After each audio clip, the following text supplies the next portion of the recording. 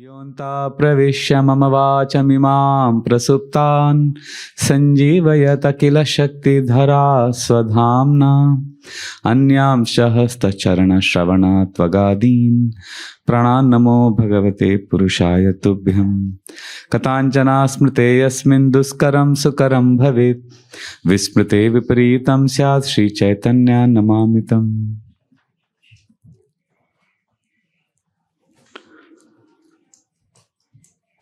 Hare Krishna. Hare Krishna. Welcome everyone for our Narasimha Chaturdashi series. Starting from today till Friday, we'll be discussing the glories of Lord Narasimha Dev, Prahlad Maharaj, Srimad Bhagavatam. This is one of the most beautiful sections of the Srimad Bhagavatam, 7th canto. And I sincerely thank the devotees here at Bhaktivedanta Manor Dham for giving me an opportunity to serve all of you. Every year during Narasimha Chaturdashi, I do this katha in Mumbai generally, but this is the first time I'm getting an opportunity to serve here. And one phenomenon I observed is that there are 10 chapters in this section of Lord Narasimha Dev, but we come up to 6th or 7th chapter. We are not able to complete all the 10 chapters in the Narasimha Chaturdashi festival series. And the most powerful prayers are in the end of the pastime, after Lord Narasimha Dev appears and kills Hiranyakashipu. Prahlad Maharaj offers wonderful prayers, and then Lord asks him to take benedictions, and then he offers prayers again. Those are the most beautiful sections, but we never get to elaborate on them because of, the previous sections take a lot of time. So today I thought I will first take one of my favorite prayers from the Bhagavatam, one of the instructions that Lord Narasimha Dev gives Prahlad. We'll take that, we'll discuss on that verse for some time, and then we'll go backwards. We'll go to the beginning of the pastime. Maybe tomorrow and day after we'll discuss the pastime, which all of us are anyway familiar with, but we will dive into the pastime tomorrow and day after. But today we'll take some principles that Lord Narasimha Dev teaches us through his instructions to Prahlad. So this is a very beautiful verse which you see on the screen, 7, 10, 13. You please repeat after me and then we will elaborate on this verse. Bhogena punyam kushalena papam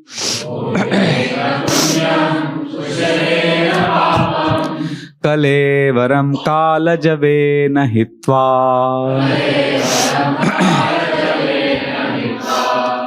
kirtim vishuddham suraloka geetam Vitaya mameshasi mukta bandha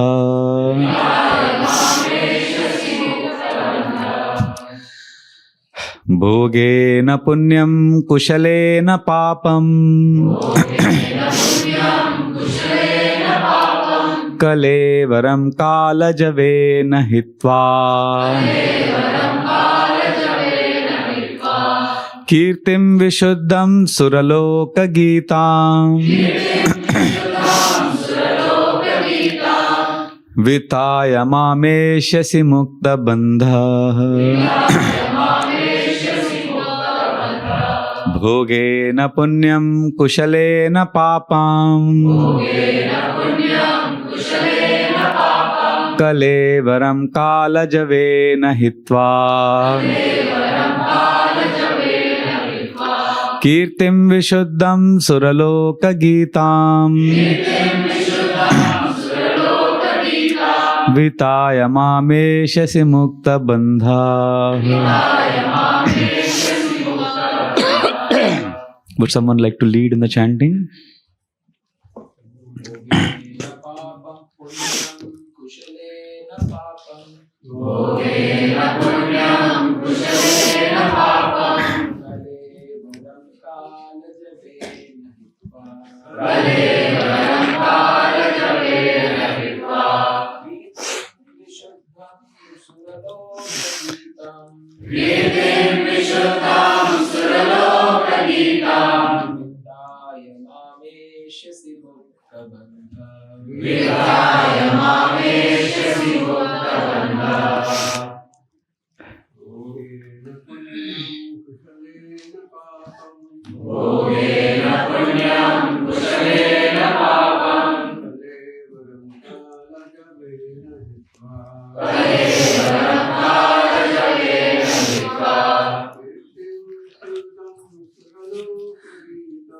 Kirtim Vishuddham Suralokageetam.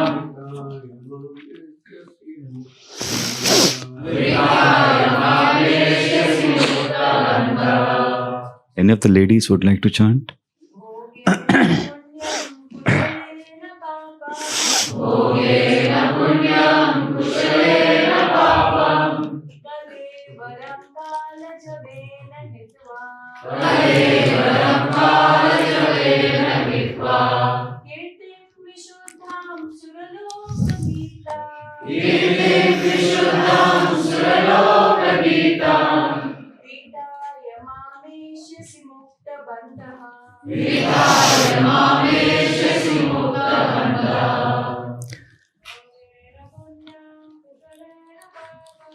Bhogena punyam kushalena papam. Kalevaram kalajavena hitva. Kirtim Vishuddham Suralokageetam. Vidaya Mamesha Simuktabandha. We'll chant the word-to-word meaning, then I'll read the translation and purport. Bhogena, by feelings of material happiness. Punyam, pious activities or their results. Kushalena, by acting piously. Devotional service is the best of all pious activities. Papam, all kinds of reactions to impious activities. Kalevaram, the material body. Kalajavena, by the most powerful time factor. Hitva, giving up. Kirtim, reputation. Vishuddham, transcendental or fully purified. Suralokageetam, praised even in the heavenly planets. Vitaya, spreading all through the universe. Mam, unto me. Eshasi, you will come back. Muktabandha, being liberated from all bondage. Translation and purport by His Divine Grace, Srila A.C. Bhaktivedanta Swami Srila Prabhupada. My dear Prahlad, while you are in this material world, you will exhaust all the reactions of pious activity by feeling happiness, and by acting piously, you will neutralize impious activity. Because of the powerful time factor, you will give up your body, but the glories of your activities will be sung in the upper planetary systems. And being fully freed from all bondage, you will return home back to Godhead. Purport.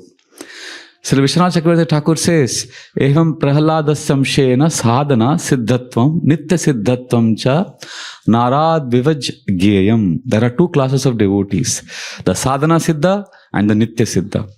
Prahlad Maharaj is a mixed siddha, that is perfect partly because of executing devotional service and partly because of eternal perfection. Thus he is compared to such devotees as Narada. Formerly Narad Muni was the son of a maid servant, and therefore in his next birth he attained perfection, sadhana siddhi, because of having executed devotional service. Yet he is also a nitya siddha because he never forgets the Supreme Personality of Godhead. The word kushalena is very important. One should live in the material world very expertly. The material world is known as the world of duality because one sometimes has to act impiously and sometimes has to act piously. Although one does not want to act impiously, the world is so fashioned that there is always danger. Padam padam yad vipadam, Srimad Bhagavatam 10:14-58. Thus even when performing devotional service, a devotee has to create many enemies. Prahlad Maharaj himself had experience of this, for even his father became his enemy. A devotee should expertly manage to think always of the Supreme Lord so that the reactions of suffering cannot touch him. This is the expert management of Papa Punya, pious and impious activities.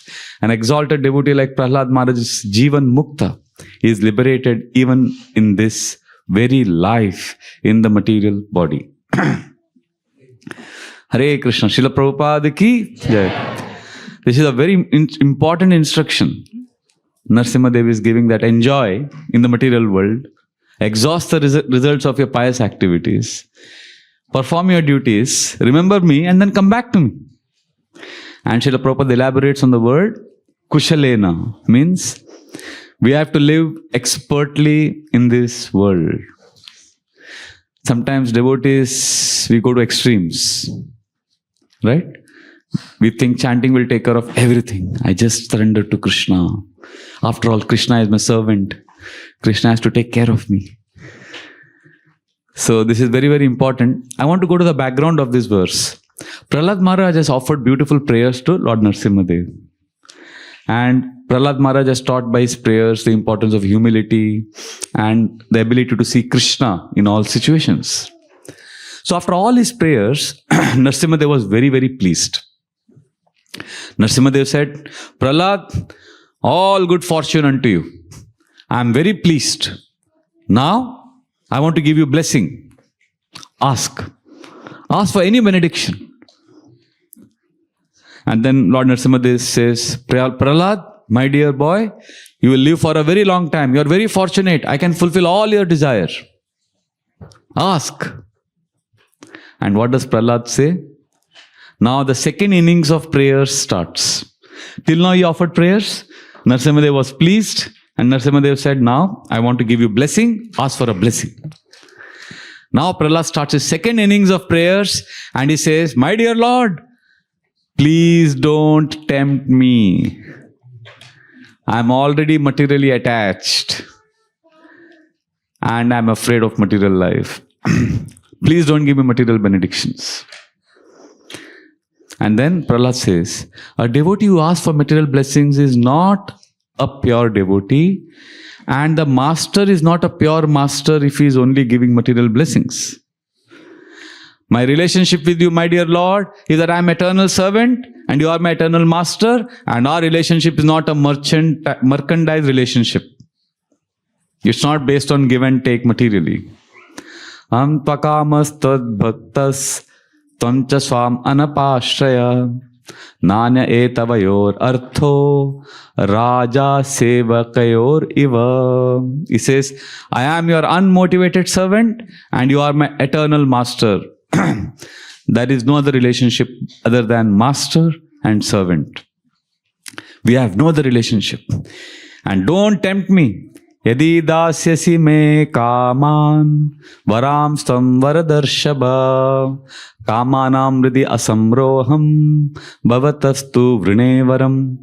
O Lord, you are the best to give benediction. If you want to give a blessings upon me, then I ask you for one blessing. Please, within the core of my heart, remove all material desires. After Prahlad has finished this, then Lord begins his second set of instructions. See, first Prahlad offered prayers, then Lord gave him instructions.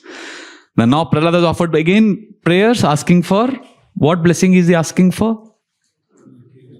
Remove all material desires. Now, Lord begins his second set of instructions. He says, Prahlad, I order you, enjoy material life.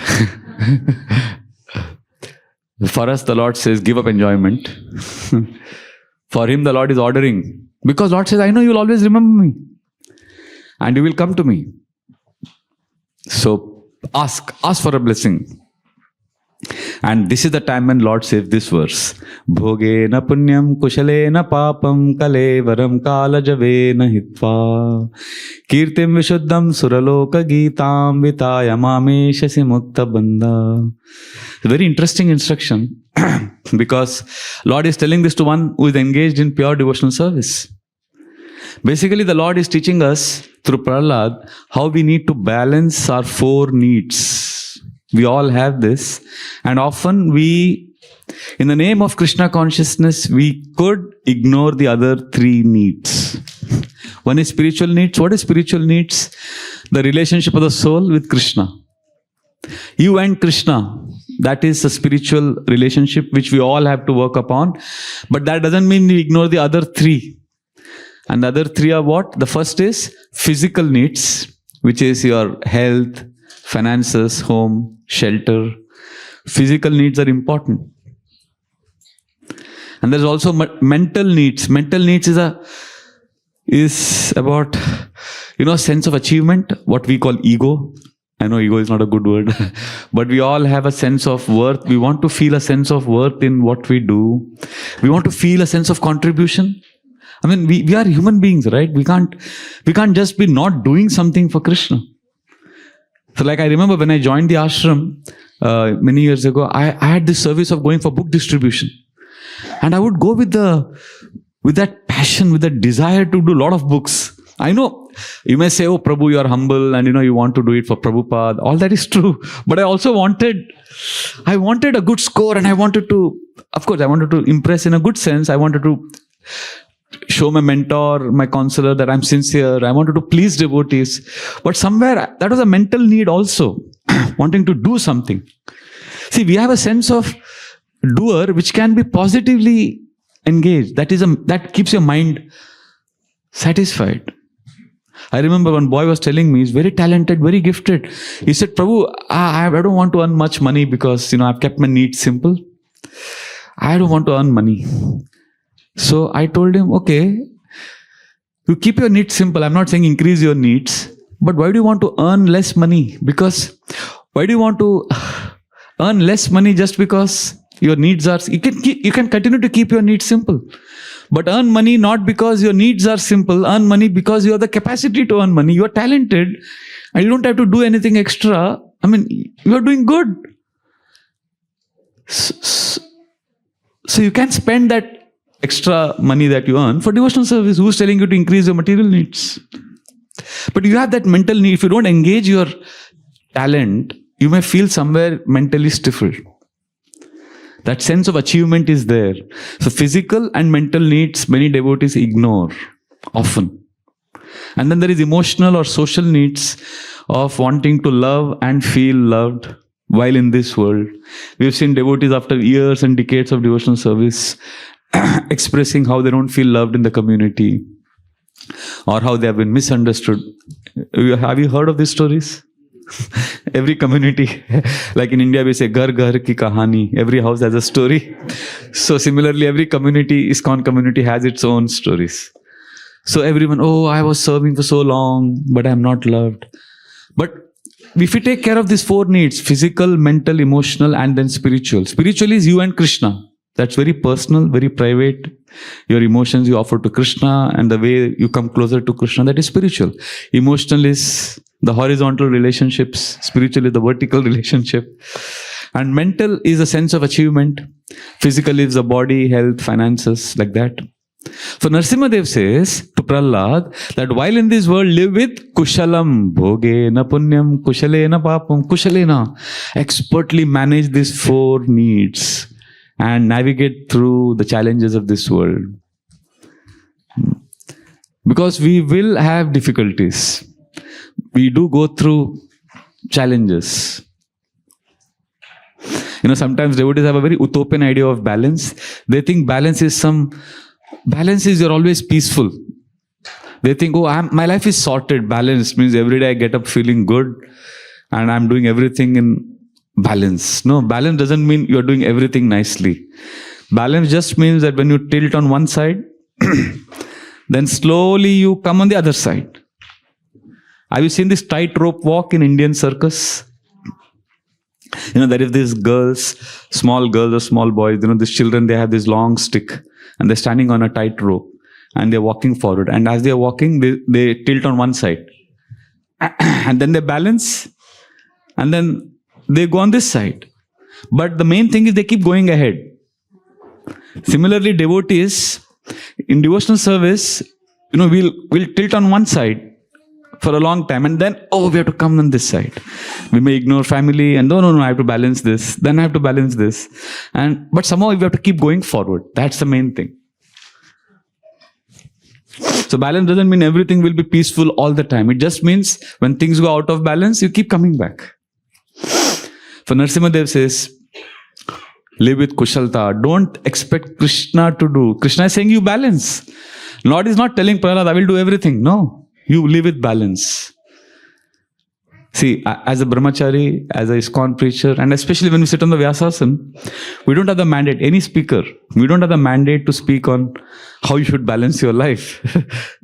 We have the mandate here to speak on how you should surrender to Krishna. But you have to use your common sense to balance. That's why Lord Narasimha Dev is saying Kushalam. You can't just copy paste what the speaker is saying in the Bhagavatam class and just as it is applied in your day-to-day life. Like I remember one ISKCON leader, this amazing devotee. When he speaks, it seems he knows Krishna book by memory. He can just speak Krishna book as it is. And he knows so many shlokas. In fact, when he's giving class, some of us brahmacharis, we start counting how many shlokas he's quoting. At the end of the class, we say, 97, 110. Today he scored a century. So, my Guru Maharaj once joked. He said, Maharaj has come from Shloka Loka. He just loves Krishna. And every class he speaks about Krishna, surrender to Krishna, surrender to Krishna. And it's so beautiful, so nourishing. Now let's say somebody is very inspired by him and just chants Hare Krishna whole day and ignores his health. And if I tell him, Prabhu, take care of your health, he says, no, I'm inspired by this Maharaj, he's always glorifying Krishna. Well, he's glorifying Krishna on the Vyasasana. But do you know what he does off the Vyasasana? He does every day 2 hours of yoga. Why don't you see that? Every day he does yoga, and at the age of 75, he's tall, well-built, healthy. Oh, does he do yoga? I said, yes, I know him. He's in the health ministry. Oh, but he never spoke about it. Yeah, because he's supposed to glorify Krishna on the Vyasasana. You want to follow his footsteps, then don't just listen to what he's saying in the class, also learn from him what he does off the Vyasasana. So this is how Kushalam, this is how we learn expertise. We don't simply become foolish and just blindly follow what we hear in the Vyasasana, on the Vyasasana. So therefore, see, also many of us preachers, we may not have the bandwidth to understand how to solve problems of this life. So we need experts. And we also don't have skills, so we don't talk about it. But Kushalam is needed. Skills are needed. Like, Narasimha Dev is very popular with devotees. And sometimes devotees meet with accidents. And then we think, why Narasimha Dev did not protect me? I remember my Guru Maharaj once told us, we were in the car and we all chanted Narasimha. Maharaj said, when you chant Narasimha, Narasimha Dev is very pleased. And he appears in the car to protect us. And then he looked at the driver and he said, but if you drive above 80, Narasimha Dev leaves the car. So we have to depend on the Lord and remember the Lord and also be kushalam, be practical, have common sense. So this is very, very important. When living in this world, Lord Narasimha Dev is teaching us learning the art of navigating through this world through skill sets. See, when we are born, everybody loves us, right? And when we die, people will offer some respect during memorial service. And in between, we have to manage. we can't do anything about it. I remember once, this is a very, very important incident in my life.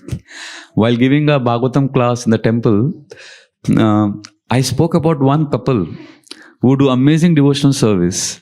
Like they get up at 3 in the morning every day for last, I think, 35, 40 years. More than 40 years, actually. This both husband and wife, they get up at 3 in the morning. And 3:30 to 3:30 they come to temple. And from then on till 9 o'clock they're in the temple every morning. And then husband and wife, they do temple seva. They come back home in the evening around 4 or 5, and then again they come back to temple at 7 for some evening seva. So they've been doing this for like decades, and they read Bhagavatam. I remember speaking their entire itinerary. in the class. This was many years ago. So in the class, there was one couple whom I had been preaching to and cultivating for some time. They were young, very inspired devotee couple. And they were very inspired by this couple. So that was the whole idea, to inspire everyone in devotional service. And I was sitting on the Vyasasana and I entered that space of their bhakti, their love for Krishna, and I glorified them. And naturally, everybody was happy. But then, after a few days, the Prabhu, the husband, he called me. He said, I want to meet you. We have a serious issue at home. So then he came to the temple with his wife and he said, Prabhu, we had a very big mess at home. Every year, we go on a holiday during vacations, summer vacations. We go to sometimes Canada, sometimes Europe, Australia, because 2 months we get, and we want to spend time with each other. Because she is also a big manager in a company, I'm a CEO, so we have no time for each other. We are literally running around, only weekends we get time, and then that also, we are busy. So this holiday we are looking forward to. But thanks to your class, now my wife is telling me that we will not go on a holiday this year. We'll just stay in temple and do devotional service. So Prabhu, I know devotional service is greatest, but I'm not yet there. And I'm looking forward for this annual retreat. That's when I connect to my child. That's when I connect with my wife. And now you kind of made it impossible for me to go for a holiday because my wife is saying we'll just do bhakti.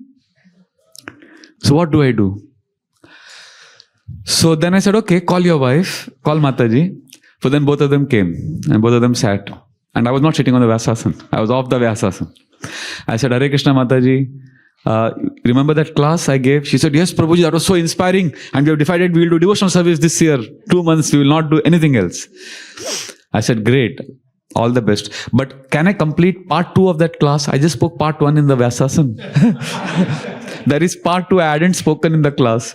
She said, really, what is that? I said, please listen to me. Part 2 is, this Prabhuji and Mataji, then I told briefly their story, which I had already mentioned in the class. Then I said, the part 2 is, this Prabhuji and Mataji do this every day for last 40 years, but only 10.5 months every year. 1.5 months, they go to Hawaii every year, and there is a hotel where they stay, and there are a group of devotees who cook prasadam for them and send them breakfast, lunch and dinner. And they spend 1.5 months just with each other, reading Krishna book, going on long walks, connecting with each other. This is what they have been doing for last 40 years. They take a holiday every year.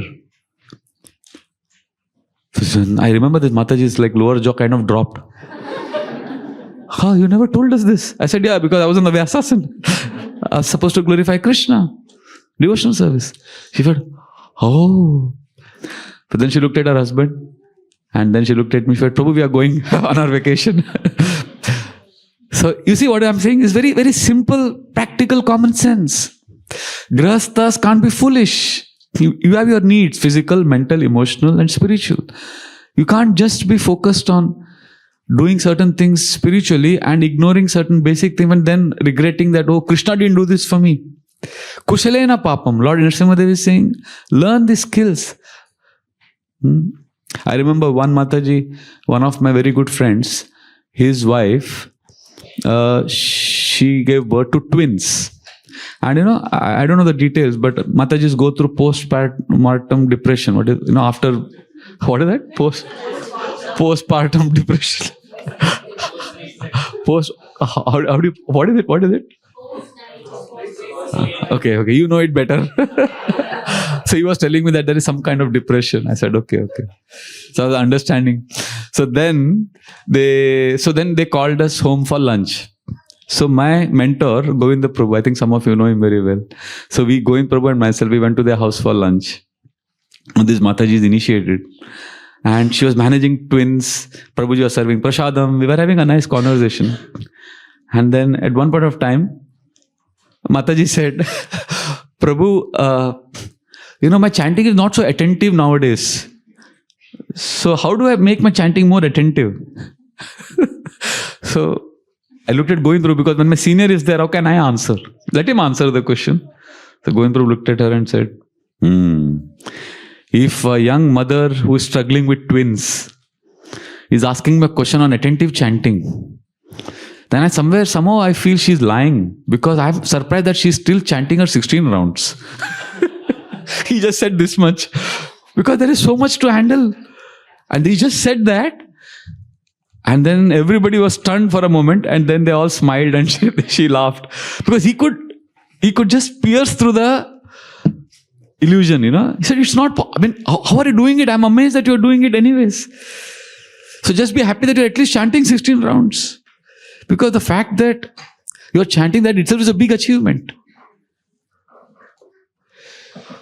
So applying pure devotional service in material life requires what Narasimha Devi is saying here. What is he saying? Kushalam. Kushalta, expertise. So if you don't have expertise, consult someone who has. Just because you see a brahmachari, sometimes what happens, a brahmachari gives a good class. Because, he has all the time with the scriptures. And also his smartphones are monitored. So he can't even do time pass. He can't spend inordinate amount of time on YouTube reels, and he doesn't have all this OTT, all that, access to all those things. So, because it is monitored, he can't anyway. So he has no choice but to read Bhagavatam. So he may give a good class, and you may think, wow, Prabhuji is so good, he has given good class. Then you come and ask him questions on business, management. And that preacher also, if he's in some illusion, he'll say, yes, I'll give you Gyan. And he gives you some vague theoretical understanding. And then you start applying that. I think it becomes a mess. Consult some grahasthas who are in your own field, and let Renounced Order be teachers. They are good in teaching, preventing Shastra. Learn that. Consult your friends, seniors. Come to brahmachari, sadhus, sannyasis for principle-based guidance. But learn kushalta, learn practical things. So this is very, very important, because artificially we cannot imitate surrender of pure devotees like Kunti Devi, Gajendra, Ambarish Maharaj. We want to go there, but not yet. As we are embarking on that journey, we have to go through bhoga and suffering. Because surrender is an internal process, and externally we may have to do our duties. Thank you. Thank you. But unfortunately, what happens? Instead of internally surrendering and externally doing our duties, we externally surrender and internally we desire enjoyment. And that creates a lot of problems. Therefore, Bhagavad Gita, first 6 chapters, Krishna teaches us how to live expertly in this world by Karma Yoga. And Srimad Bhagavatam is teaching us essentially what? How to leave this world. Of course, Bhagavatam also teaches us how to live in this world by remembering Krishna. But if we don't know how to live in this world nicely, I'll repeat this. If we don't know how to live in this world expertly, nicely, then our living also becomes very messy. We need to learn. Srila Bhaktisiddhanta Saraswati Thakur said, often devotees, the mistake they make is externally, we live like impersonalists. We don't care for devotees. And internally, we are Shaktas. You know Shaktas? Materialistic people who worship Shakti and who are just into material enjoyment. So he says, externally we are impersonalists, internally we are Shaktas, and publicly we are Vaishnavas. So Bhaktivedanta Saraswati Thakur says, there are disastrous consequences of this approach. We are totally incongruent. We are incongruent. Therefore, externally we do our duty, but internally we continue to do this, what we are doing today. Hearing, chanting, and connect with Krishna. And actually this is the main thing. When Lord Chaitanya Mahaprabhu was hearing Ramananda Rai, this is where Lord Chaitanya Mahaprabhu became happy. He said, yes, this is what I wanted to hear. When Ramananda Rai said, Jnane prayasamudapasya namanta eva Jivanti sanmukaritam bhavadi avartham Sthane stita shrutigatam tanuvan manobhir Ye prayaso jitajitop asite strilokyan. He says, stay where you are and start hearing about Krishna. Let that be the starting point. Don't drastically change your situation right now. Just start beginning by hearing about Krishna. And then this Kushalam, This is the way we will learn to navigate through this material world. I remember one now it seems funny, but it was about to become a major tragedy in our community. One of our brahmachari preachers, he went to Mayapur with a group of his devotees, people he was cultivating. He's my very close friend, so I'm taking the liberty of sharing this story because it's very instructive for me and for all of us. So he had this group of devotees whom he was preaching to. So when they went to Mayapur, he felt very sick. So the fever was not coming down. It was 104 degrees temperature. Despite taking medicines, it was not coming down. So what do you think they should have done? Rest or go to some expert hospital and things like that. But all of them said, oh, we are in Mayapur Dham. We have come for Narasimha Chaturdashi festival. So put Narasimha oil. So we put Narasimha oil on his forehead. No, I was not there in that yatra. He had gone for this yatra with this group of devotees. So they all put Narasimha oil on his forehead, on his throat. And they started doing Narasimha Yajna. And the fever increased. It became 105 degrees. And then after 8 hours, he became delirious. And they did one special Narasimha Homa. And everybody started chanting extra rounds for him. So 2 days, I think he was on the verge of death, and then suddenly somebody in Mumbai came to know what was happening there. Immediately they put him on a car, emergency taxi, they brought him to Kolkata and took him on a flight, brought him to Mumbai, and on the journey, in the flight, he was passing stool and urine on his clothes. Even he was so sick, he almost died, and then there was an ambulance at the airport waiting for him, and immediately we rushed him to Bhaktivedanta hospital, and he had a close shave. He just somehow survived. All of that could have been avoided. So yeah, now you may say, no Prabhu, but Narasimha Dev helped him. Narasimha Dev gave the intelligence to that devotee to call up and all that. Yeah, there are many ways of seeing this incident. But we can learn your lessons from this.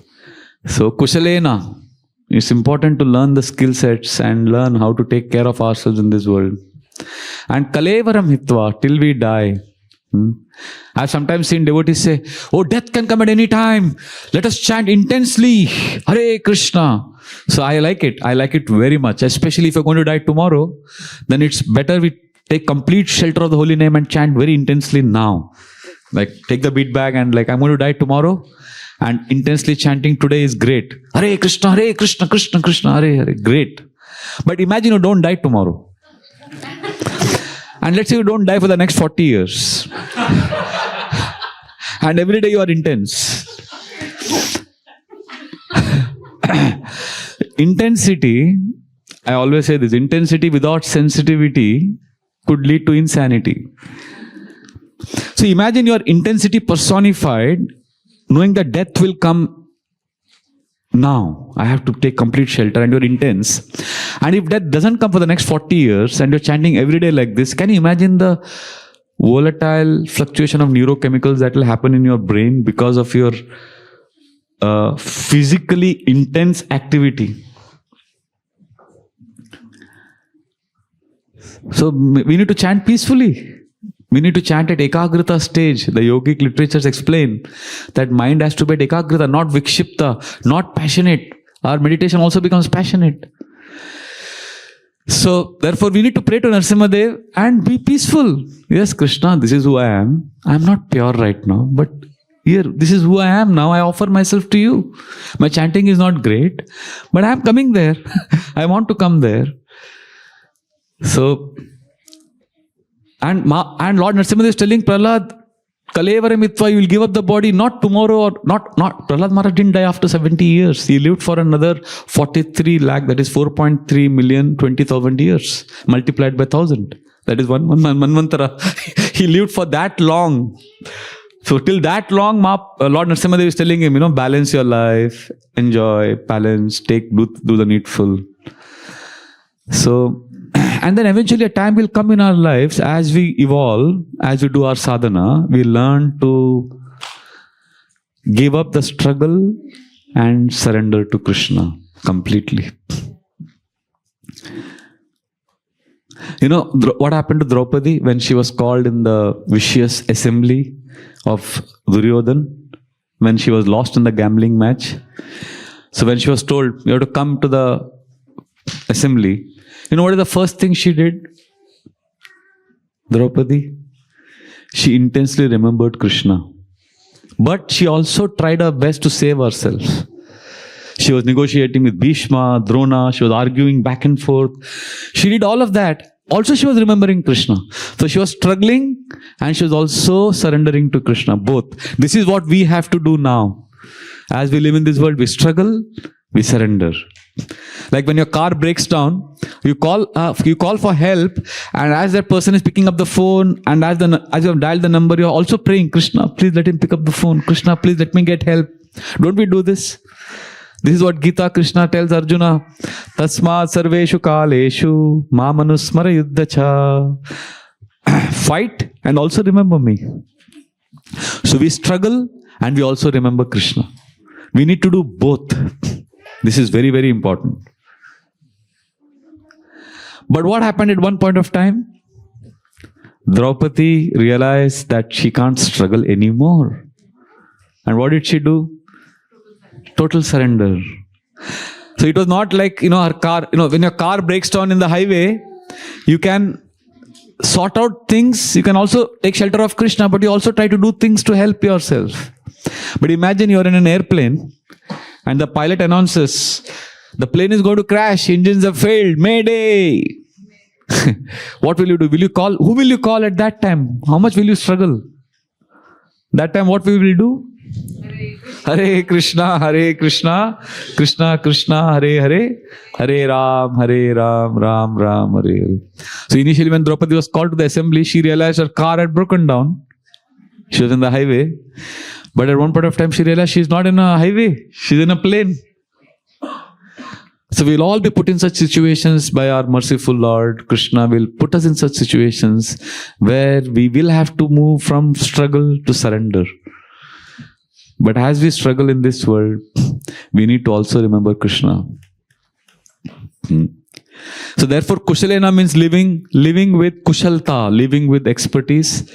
And I remember one grahastha, we went to their house, 3 brahmacharis, and they served amazing prasadam. And while taking prasadam, I remember telling him in front of his family that, oh, you get such nice prasadam every day? I asked him, because his wife was also cooking and his mom was also there. And his wife's in-laws were also there. Basically, the children had Nani and Dadi both, and mother also. And all of them are great cooks. So I looked at the children, I looked at the Prabhu, I said, wow, you guys get excellent prasadam every day. So then that Prabhu is saying, very happily, he said, yeah, Krishna is so kind, Krishna is arranging such nice prasadam for us. So immediately Govind Prabhu was there. He said, well, it's nice that you're giving credit to Krishna, but you should give credit to these Matajis also. They are the ones, you should thank them, not just Krishna.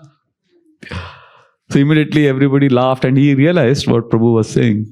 So yes, Krishna is giving everything. That's what I'm saying. Kushalam means to acknowledge Krishna, definitely, but also acknowledge what's happening in this world, to live expertly in this world. So when Lord Narasimha tells this to Prahlad, Kushalam Papam, then Prahlad begins his 3rd innings of prayer. Now, first he offered prayer. Then what happened? Lord Narasimha said, ask for blessing. Then 2nd innings, Prahlad, what did he say? That don't give me any material desires. And then Lord Narasimha ordered him with this verse. And then you know what he says? In the 3rd innings, any guesses? What does he pray for? After having been ordered all of this, now ask for a blessing. So anybody knows what Prahlad asked for? Yes, Prabhu. He asked for his father. Yes, he said, please forgive my father. He had blasphemed you. Please excuse him for all his sinful activities. Because my father was very loving to me. He embraced me and he smelt my head with affection and tears came in his eyes. See, Hiranyakashipu was evil personified, but one small gesture of affection is what Prahlad remembered. And sometimes devotees are very affectionate towards us, but we remember that one bad behavior and we magnify that. Parikshit Maharaj is an embodiment of all good qualities. He's done all wonderful things his entire life, but Shringi chose that one small incident. So that's the difference between a devotee and a non-devotee. So, and then what does Lord say to Prahlad when Prahlad says, please forgive my father? Anybody knows what Lord Narasimha Dev says? He says 21 generations will be delivered. And then Lord Narasimha Dev does what? He looks at Brahmaji. Why? Yes. Wait. Let her answer. Yes, he had given excellent. Haribol. Excellent answer. Thank you. Lord Brahma had given boon to Hiranyakashipu. So Lord Narasimha Dev looks at Brahmaji very angrily. He says, don't give such kind of blessings. I warn you. It's dangerous. It's like giving milk to a snake or poison like that. It increases the poison. Now, this is interesting again. Narasimha Dev is chastising Brahma in front of everyone. And now before beginning prayers also, Lord Narasimha Dev was very angry. Very angry. He was like roaring. Nobody could placate the Lord. Nobody could make him peaceful. And then Shiva, Brahma, nobody could satisfy the Lord. Lord was just roaring. Even Lakshmi is his consort. She said, I have not seen my Lord in this form. I don't want to go near him. So then Brahmaji looked at Prahlad, said, Prahlad, you are responsible for this. You go and please the Lord. So when Prahlad came in front of the Lord was satisfied. So at that time, Prahlad begins by acknowledging that Brahmaji is a great devotee. He offers prayers, acknowledges Brahmaji is the best devotee. And now when the Lord is disappearing, again Prahlad offers full dandavat to Brahmaji. He doesn't feel Brahmaji is wrong. Lord Narasimha Dev may have scolded him. And then he takes shelter of Parampara. Prahlad says, Tat sampuja shirasa bhavande parameshtanam bhavam prajapatin devan prahalado bhagavat kala. He offers full dandavat to Brahmaji also. So like this, this is amazing. So, what we learn from this section now that we have spoken about Kushalena Papam, this doesn't mean that, okay, let me come for Bhagavatam classes, but let me more focus on my practical life. Many devotees want practical classes. Sorry, that's not the message. When we come for Bhagavatam classes, we keep our practical business aside. We just focus on how I can come closer to Krishna. Otherwise, we'll miss the essence of Bhagavatam. We have to learn to switch. Bhagavatam class is not for practical adjustment to improve my material life. Bhagavatam class is for which of the 4 needs are we fulfilling now? Spiritual needs. We can't come, okay, I've come for temple, no, Hare Krishna movement, or let me now learn how to balance my physical, mental. No, for that you do the other things. But when you come here, you hear Bhagavatam. It's about you and Krishna. There are 2 ways of studying Bhagavatam. One is, I have this practical problem. Let me see how Bhagavatam can help. Let me read Bhagavatam in that mood. Well, it's like licking the bottle of honey from outside. You won't get the essence of Bhagavatam. But if we come to the Bhagavatam class thinking, I don't know what is good for me, I'm nonsense, but let Bhagavatam reveal to me what is best for me. I surrender. In that mood, when we hear, beautiful, auspicious things happen in our lives. Very important. Otherwise, again, we get trapped. We go to the other extreme. We become very practical, or we become too spiritual. We need to learn to switch. That's the art of Kushalam. That's the art of expertise in devotional service. Like I'll tell you a classic example. I can't take names. There's one Grihastha I know. This is a very, even as I'm telling this, I'm getting goosebumps. This Grihastha is like a very practical man. He's helped thousands of devotees and he's intensely chants every day. And he's amazing, sadhaka, and he's helped thousands of devotees. I don't know how much blessings he must have got in life. He's a chanting acharya, always glorifying the holy names. And one day I was shocked. He comes every Thursday to temple, attends the full morning program. And he's very practical. You give him your financial status, you tell him how much money you have, how much savings you have. He will give you a plan by which for the rest of your life, you will be like peaceful financially. You said his name, I didn't tell his name. So you know him. He is too good. He has helped thousands of devotees and he knows how to handle money. Very practical devotee.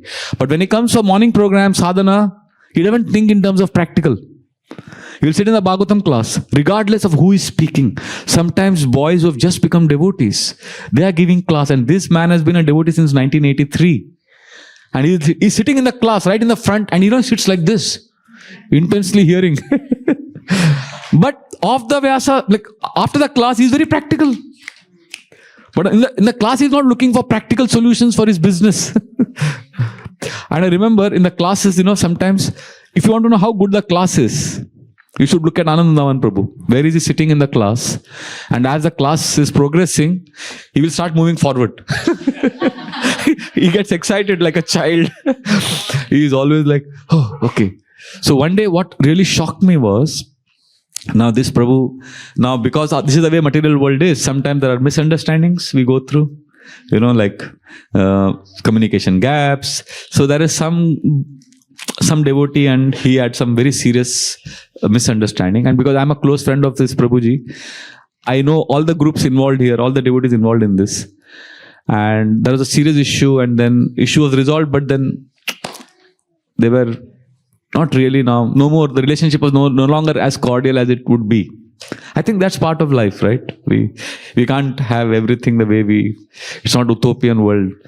So anyway, but both devotees are close to me.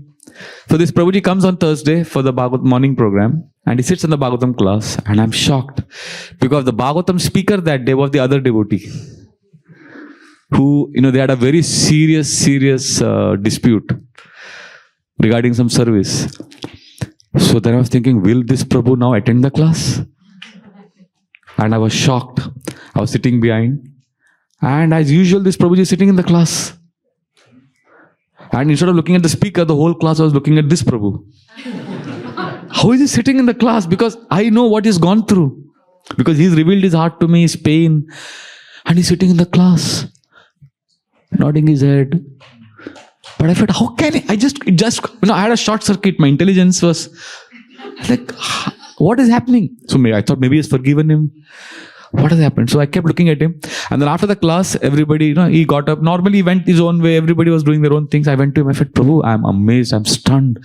How did you sit in the class? Have you forgiven him? He said, no, not really.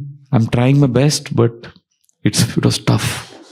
But then why did you sit in the class? You had a choice. You could have gone. He said, no, but this is Bhagavatam class, right? He is like representing Vyasdev.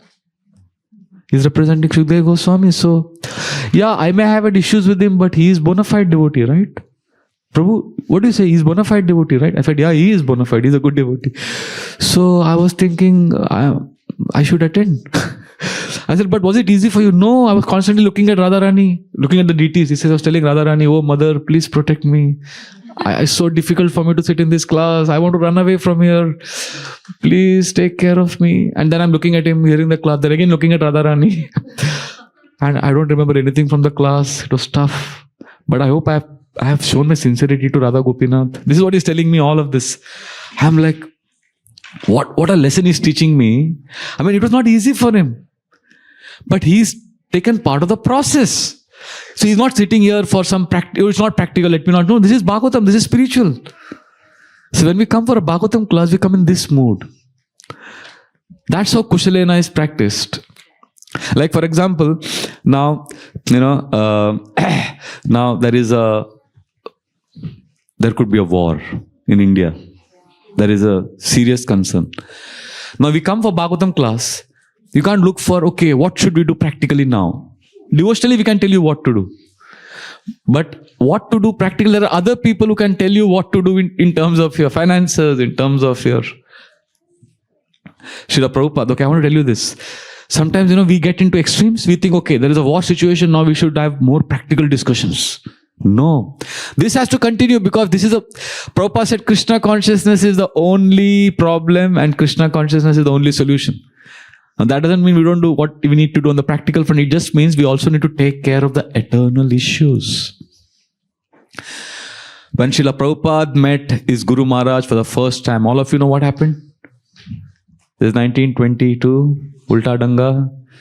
His friend Naren Malik, he took him to meet Bhakti Siddhant at the rooftop of that Ulta Danga Road center. And what is the first sentence Bhakti Siddhanta Thakur told young Abhay? He had not even gathered a favorable impression of this saintly person. He just offered Dandavat to him. And Bhakti Siddhanta says, you are an educated young man. You should spread the knowledge of Lord Chaitanya in the English language. And what did Prabhupada say? Abhay say, who will listen to your message when India is a dependent country? We need independence, Swarajya first. This is an emergency. And you know what Prabhupada said that time to his Guru Maharaj? The whole world of India outside that Ulta Danga rooftop would have agreed with Abhay. Because he was right. Just like right now in India, everybody is talking about the war. At that time, everybody in India was talking about independence. So what Abhay presented to his Guru Maharaj was perfectly bona fide. But what did Bhaktivedanta Thakur say? He said lack of Krishna consciousness is the biggest problem. This is an emergency that people are not Krishna conscious. And then they debated for an hour.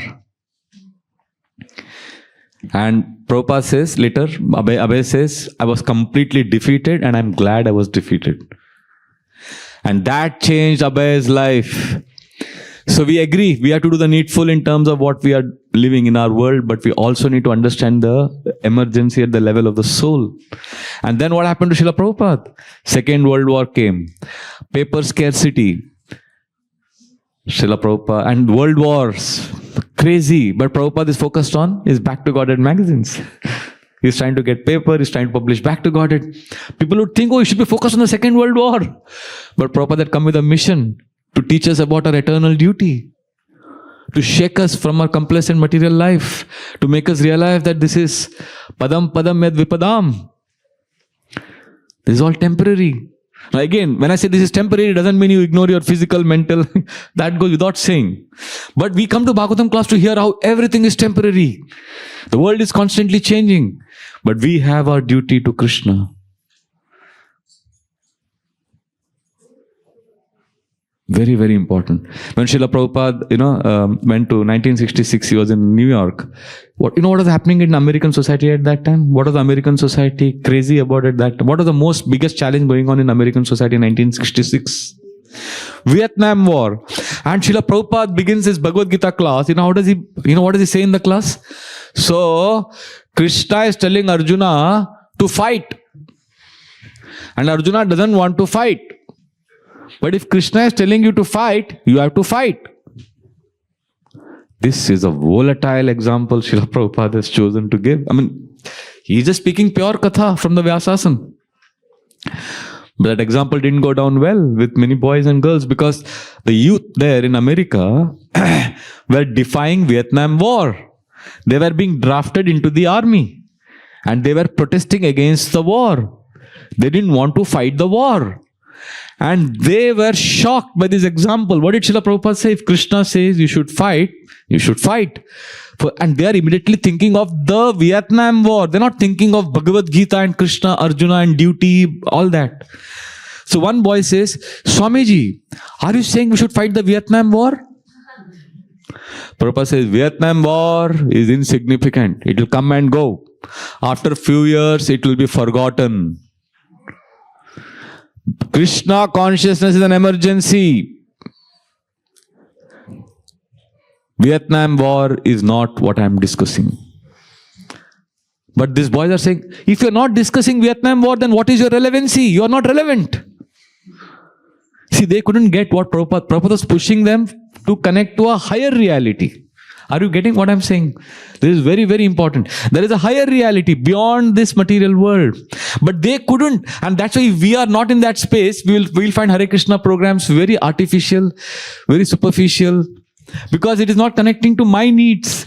But Bhagavatam classes are not meant for that, my dear Prabhus and Matajis. This is not for making our material life better.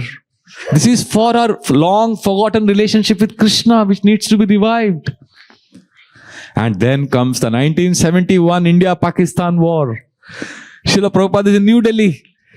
And this lady reporter is telling him, Swamiji, India is at war with Pakistan. Prabhupada says, war is a temporary reality.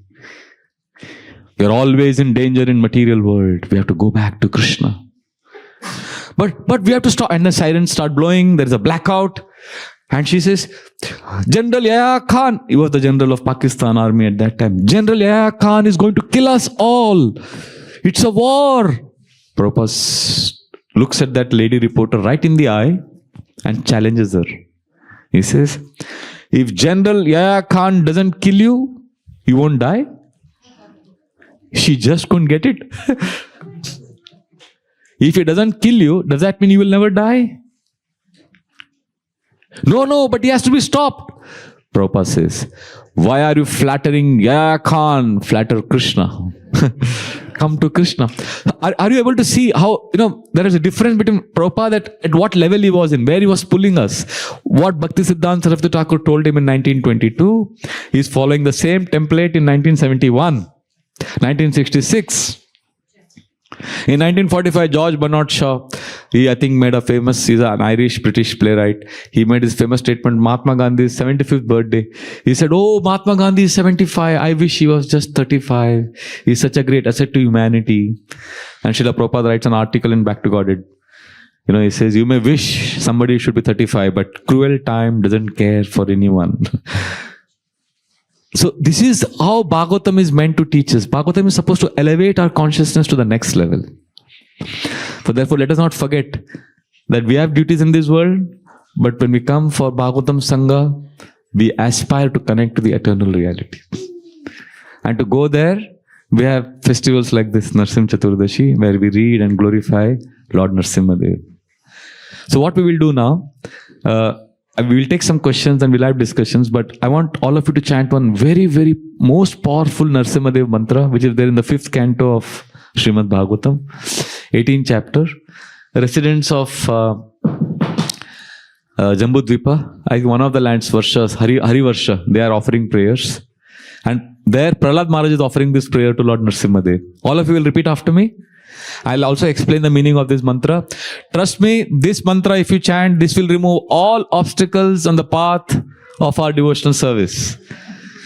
This is an extremely potent mantra for every ISKCON devotee. And this is right in the Srimad Bhagavatam.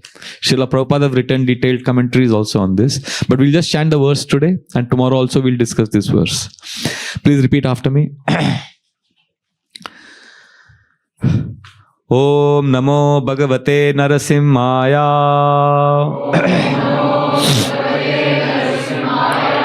Namastejas Tejase. Avir Bhava. Vajranakha. Vajradamshtra. Karmashayam. Randhya Tamo Grasa Om Swaha Abhayam Atmani Bhuishtha Om Shraum. So in this mantra, Prahlad Maharaj is saying, Om Namo Bhagavate Narasimhaya. My obeisances to the Supreme Lord Narasimha Dev. Namastejas Tejase. My dear Lord, you are personification of effulgence, tejas, power. Avir Bhava. Please be manifest. Please be manifest. He's appealing to the Lord. He's begging the Lord. And he's saying, Vajranakha, you have thunderbolt like nails. Vajradamshra, your teeth are extremely sharp. Randhya, destroy. Tamo grasa, my darkness, the ignorance. Please remove all of that. Om Swaha. He's offering prayers.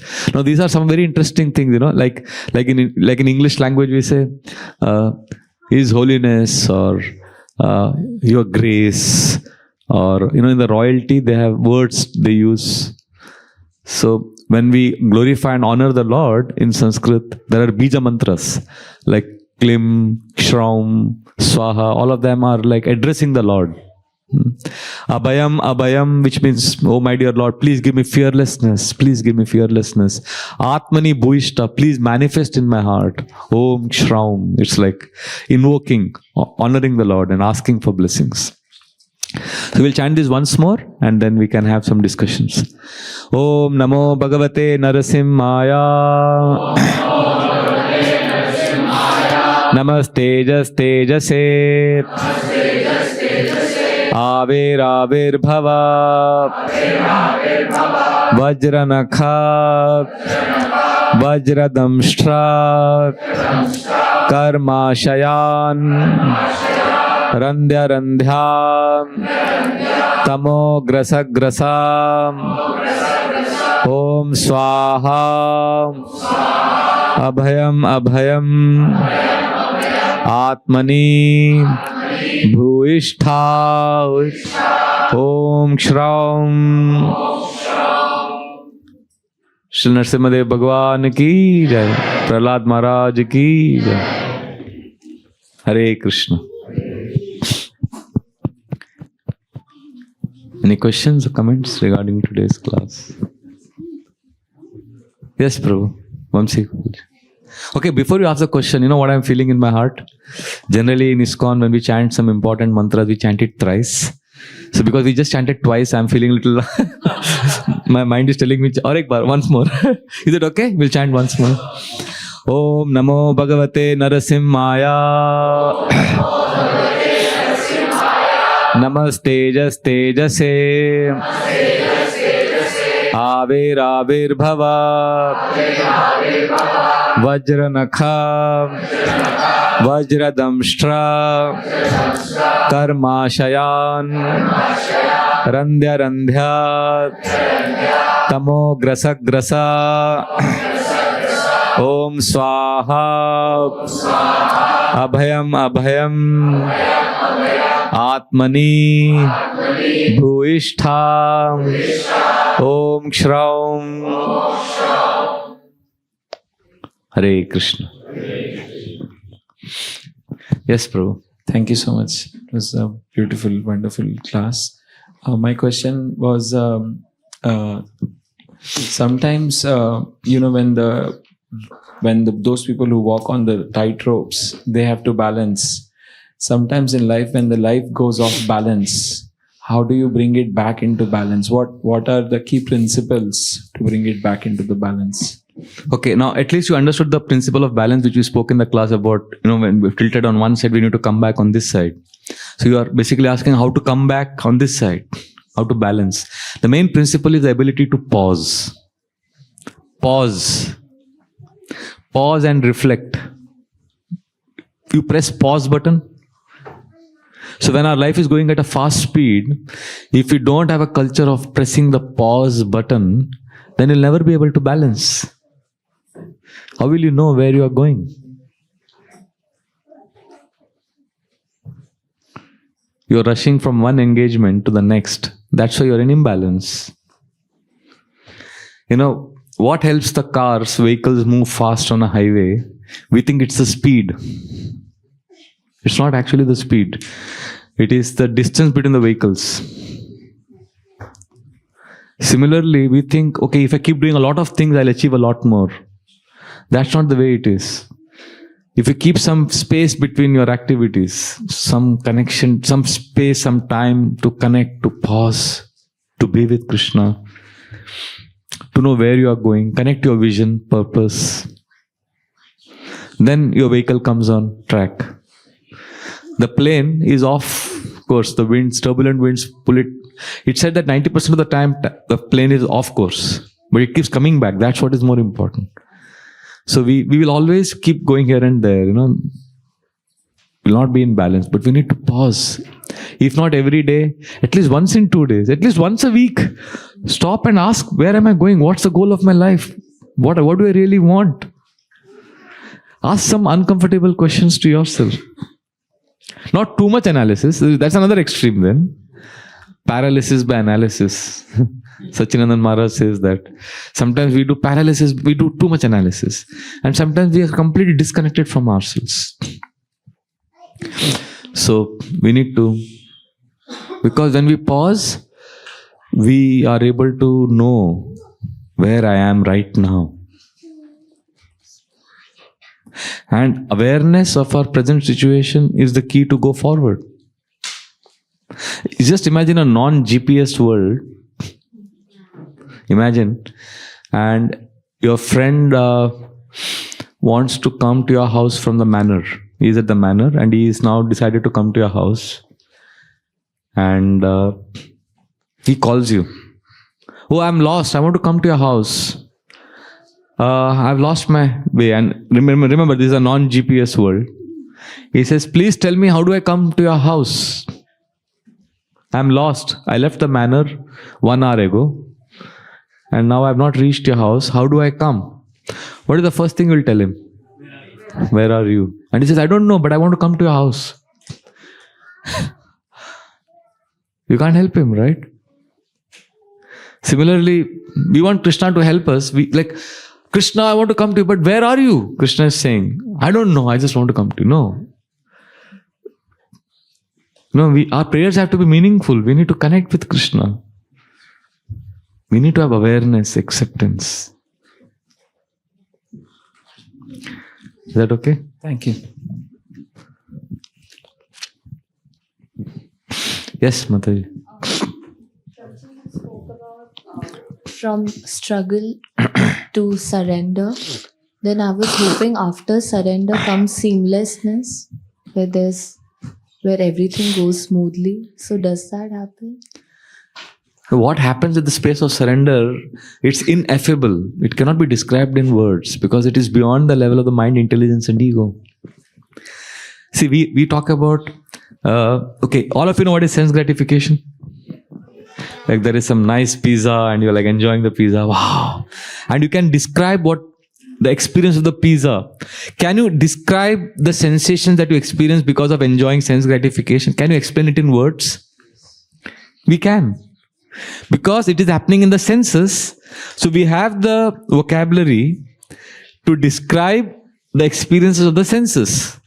That is called sense gratification. It can be explained in words. Now, higher than that, higher than sense gratification is, not higher, but another aspect of sense gratification is emotional gratification. Once we come to ISKCON, we may not look for sense gratification, we look for emotional gratification. Earlier I wanted nice experiences for my tongue, ears, nose. Now I want Krishna to give me nice experiences for my mind, emotions, intelligence, ego. I want an intellectually stimulating class. I want a service which satisfies my ego. I want devotees to speak to me nicely. I want darshans to be beautiful. I want to feel good in the temple hall. That's emotional gratification. And emotional gratification also can be described in words. If you have awareness, if you pause, what I'm feeling. So in a space of awareness, you can write down what you're feeling. So sense gratification can be, there is a vocabulary for it. Emotional gratification also there is, if you're aware, you can write down, you can explain it. But spiritual satisfaction, which comes from surrender, by definition, it is beyond mind, intelligence and ego. It is at the level of the soul. So how can I explain it in words? You know, when a child is crying because the child is lost, and when she comes in the arms of the mother, what the child feels, the child cannot explain. The child just feels sheltered.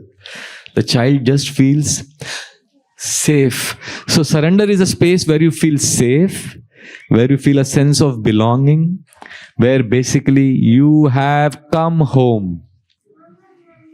Now, exactly what happens there? Will you be peaceful? Is that peaceful? I mean, you know, he should know now. What happens to a child when the child is in the arms of the mother? Surrender is a space where you don't mind there is suffering, you don't mind what goes through. But right now we are processing surrender through a struggle mind. But surrender is beyond struggle. There is sense gratification, there is struggle, and there is surrender. So it's tough to explain in words, but surrender is much higher than emotional gratification. Is it making sense? It's what we are hankering for at the level of the soul. But we are grappling with our emotional issues, so we don't know what is surrender. We have a theoretical understanding of surrender. But Gajendra is appealing to us, come there, come there. So as sadhakas, we have to reach that stage. And Krishna is orchestrating our lives in such a way that we can somehow, like Gajendra. Sonta sara surubale nagrihita artha drishtva garutmati harim kahupata chakram utkshipya sambujakaram giramaha krichran Narayana Akila Guru Bhagavan Namaste. So Gajendra takes that lotus flower and he's like, with all his might, he looks at Narayana Akila Guru. I just offer this to you, I surrender.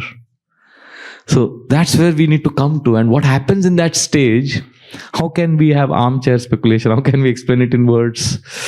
It'll all be intellectual, some gymnastics, but that's the stage. That's where we are safe. That's where we have reached home. That's where you feel life is great. Even if you're suffering, you are like, oh, wonderful. You don't want to trade your situation with anything else because you are with Krishna.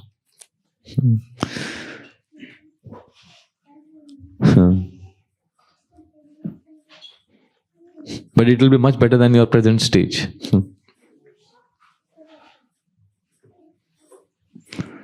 No, Srila Prabhupada was in that space, so there was externally there was some struggle. But for example, in 1966, in Srila Prabhupada in New York, he's all alone. And at one point of time, he's very sad. He keeps going to that harbor and seeing when the ship is going back to India. He's not happy there. And in one class, you can see Prabhupada saying this. There are some old people sitting in the class, and Prabhupada says, I am not happy here. In the class, he's saying that. He's in New York, and he's saying, I'm not happy here. I want to go back to India. And there's one lady in the class, one old lady, and she's like, you can hear her say, yeah, Swami, we know you're not happy. I can see that. She's like echoing what Prabhupada is saying. And Prabhupada says, yes, my heart is hankering to be in Vrindavan. There is Radha Krishna temple. Like Prabhupada is explaining, Radha Damodar temple. Vrindavan is so beautiful. I want to go there. But I will not go. My Guru Maharaj has ordered me to be here. So basically when you are surrendered stage, you may go through some struggle. I don't know what exactly happens, but there is some higher experience definitely. Because you belong to Krishna.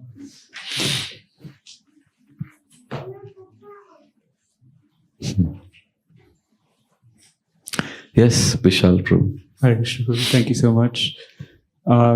Isn't it Prabhupada says that when we practice bhakti yoga, it's like watering the root. Yes. And naturally, all aspects of our life, like society, economy, that also becomes nourished. Yes. So how do you, and you're saying that Bhagavatam class is for just being spiritually, fulfilling our spiritual needs. And there's a chapter in Bhagavatam about Bhagavatam is an answer to all questions. Yes. That's true. But then we start expecting, then we are becoming a merchandise relationship with Krishna. Krishna will do that. But as sadhakas, we can't expect Krishna to do that. What do you want to do? You want to serve Krishna or you want Krishna to serve you? You want to serve Krishna or you want Krishna to serve you? Serve Krishna. Yes. So we want to do whatever it takes we do the needful so that we can serve Krishna. Of course, Krishna will take care because Krishna loves us. And in fact, one of the first principles of sadhana bhakti, one of the first symptoms is Kleshagni Shubhada, Nectar of Devotion explains Rupa Goswami. So distress will go away, there will be all auspiciousness. But if we absolve ourselves of the responsibility to live in this world with Kushalam, then we are doing something wrong. Do you see what I'm saying? We can't absolve ourselves of the responsibility to be expert in this world to handle our lives. Otherwise, we'll start blaming Krishna at some point of time. We are externally serving Krishna now, but somewhere if we are demanding that Krishna takes care of me, Shri Shri Radha Gokulanand Bhagwan ki jai, Sitaram Lakshman Hanuman ki jai. I'll just complete in 2 minutes and then we have time, no? I can continue the answer? Yes. So Prabhu, this is a very important point. Many times we hear such statements in Bhagavatam where Krishna assures he takes care, but that is Krishna's magnanimity. That is not a license for us to run away from our duties. So we do what is needful and we do that what is needful in the full consciousness that this is hardly anything. Krishna is actually the doer. You know, in Journey Home book, I read one story of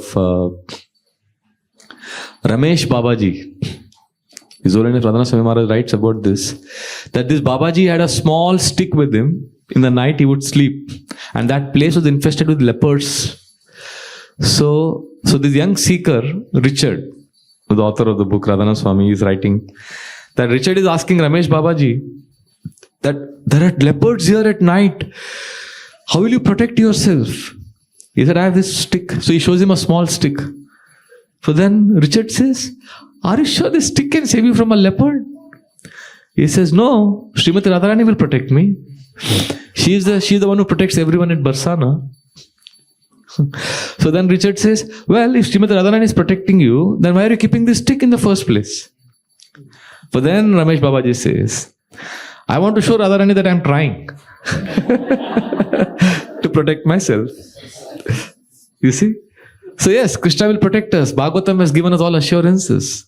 But we have to show Krishna that Krishna, I am sincere. I am doing, because you have instructed us in this verse, Kushalam, live with Kushalta. And Prabhupada is writing very emphatically that we have to live with, one should live in this world very expertly. I have taken this treatment today in the class. Prabhupada was simple, but he was not naive. He knew how to deal with that crafty Mr. Price when he was trying to cheat devotees of the land in New York, a real estate agent. He knew how to deal with Mr. N in Mumbai. And there was a Pandal program Prabhupada arranged in Juhu, Bombay. And after the Pandal program, these contractors came to collect money from Brahmananda. And Prabhupada came to know that Brahmananda had promised him 40,000 rupees. You know what Prabhupada did? He called those contractors and gave them just 4,000 rupees. You know the difference? And they protested. Prabhupada said, you are already making 200% profit. Take this and go away. And they left. You know how much money they would have been cheated of. So you can't say Krishna will take care. Bhagavatam says, no, we have to live in this world expertly. We have to learn. And Krishna will do his taking care of business. Is that okay, Prabhu? So can we stop here? We'll have Kirtan, Prabhu. Thank you very much for your kind attention. So today we have discussed a very important section, Narasimha Dev's instruction to Prahlad and to all of us. And tomorrow and day after, we will dive into the pastime. There are 650 pages in the 7th canto. We will see how much we can cover. There are 10 chapters. We will begin with the first chapter tomorrow. Please come at 7:30. Thank you very much. Narasimha Dev Bhagwan ki jai. Prahlad Maharaj ki jai. Srila Prabhupada ki jai. Nitai Gaur Premanande. Thank you. Hare Krishna. Vraja Bihari Prabhu ki jai. Narasimha Katha ki jai. Srimad Bhagavatam ki jai.